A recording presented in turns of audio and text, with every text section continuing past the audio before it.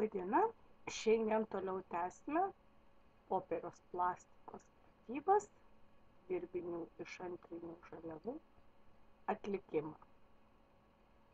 Ir susipažinsime su popieriaus plastikos dirbinių iš antrinių žaliavų atlikimo etapiškumu.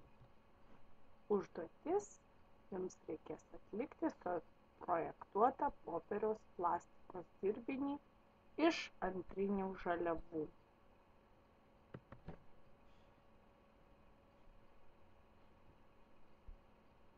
Pasirinkę patikusį gaminį iš savo eskizų, išsiaiškinę, kokia bus gaminio konstrukcija, kaip jis gaminamas bus, kokios technologinės operacijos bus taikomos, susipažinę su patikusio gaminio technologinė schema, pagalvoję, ką pavyzdžiui darytumėt kitaip, ką keistumėt, kokią formą, kokią konstrukcinę detalę, funkcinės savybės, gal taikytumėte kokius kitus apdailos būdus,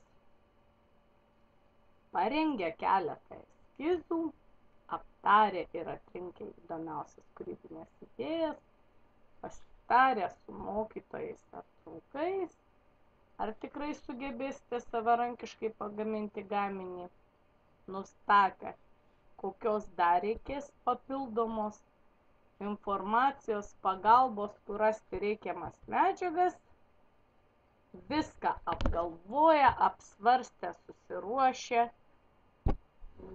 nusipirkę, susidėlioję, galėsite pradėti atlikinėti dirbinį iš antrinių popieriaus žaliavų.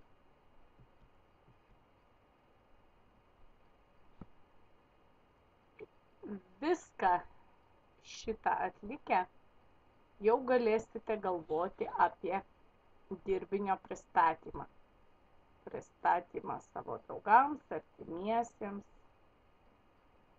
Galbūt jūs jį patalpinsite internete, aprašysite, pasidžiaugsite, galbūt rasite, sugalvosite kokį nors kitą būdą. Sėkmės darbe.